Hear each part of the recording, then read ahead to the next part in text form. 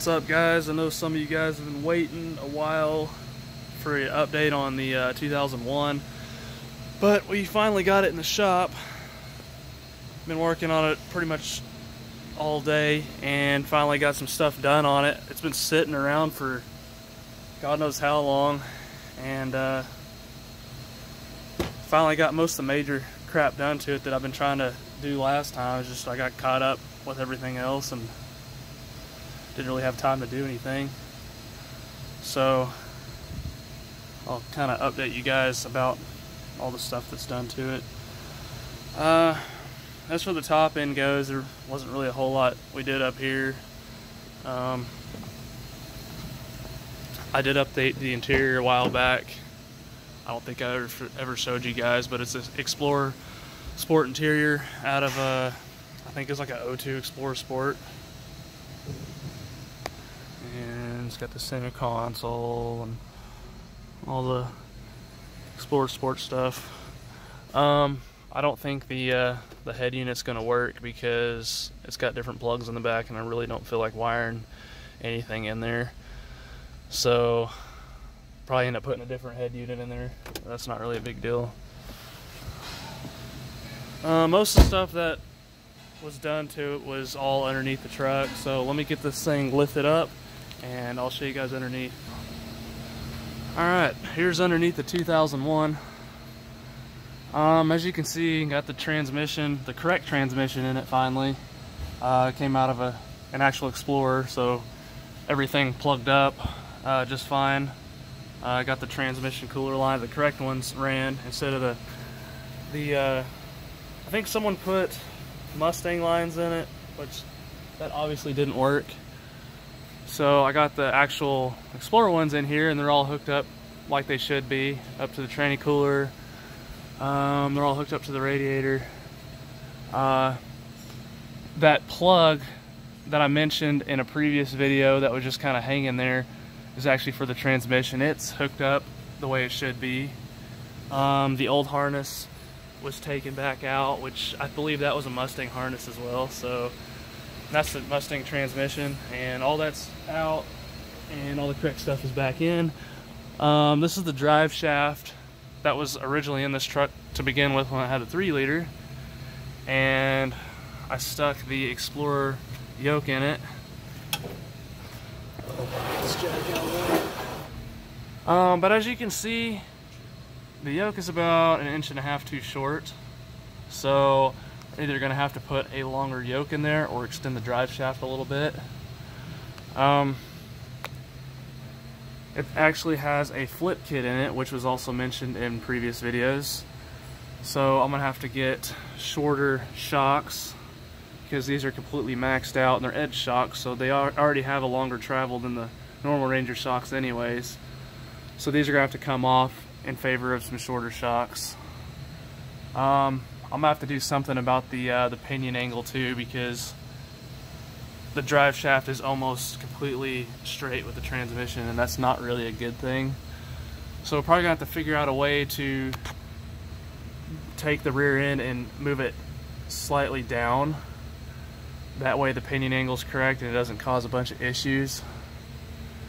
But I mean, the truck will still move, so I guess it's not really a super huge deal as long as it's not, you know, driven a whole lot.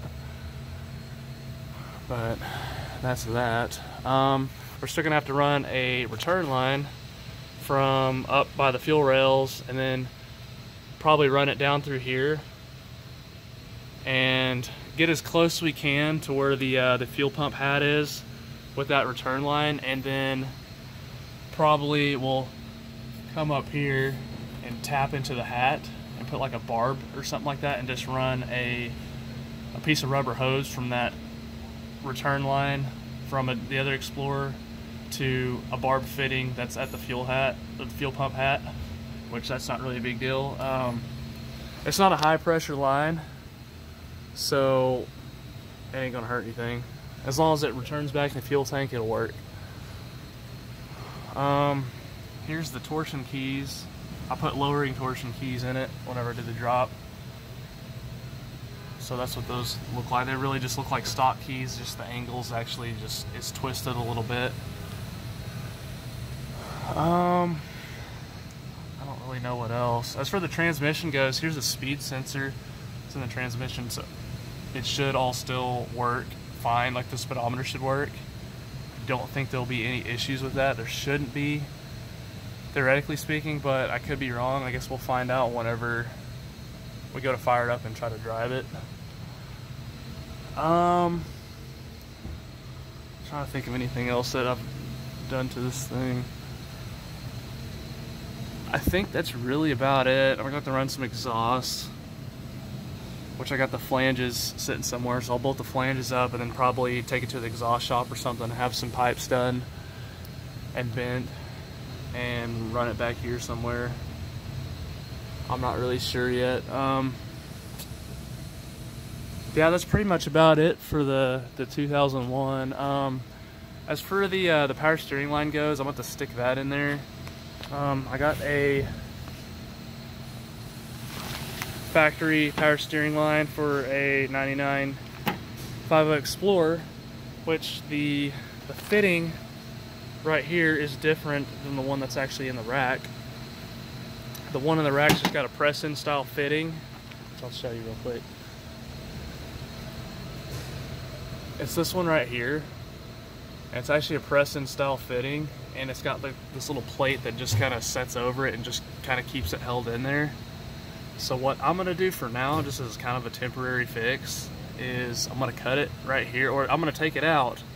I'm going to cut it right here, or somewhere in this area, and I got a compression fitting that I'm going to stick on there, cut it here as well, and then basically take the compression fitting and splice the two lines together just to make it work. I know it's probably really not like the best thing to do, but as long as I have power steering, I don't really care.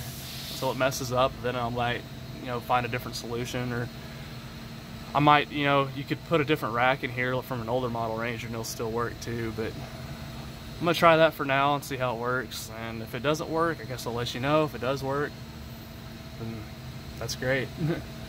That's really about it. I did take out the bump stops since I lowered it. That way the front end actually has some give to it.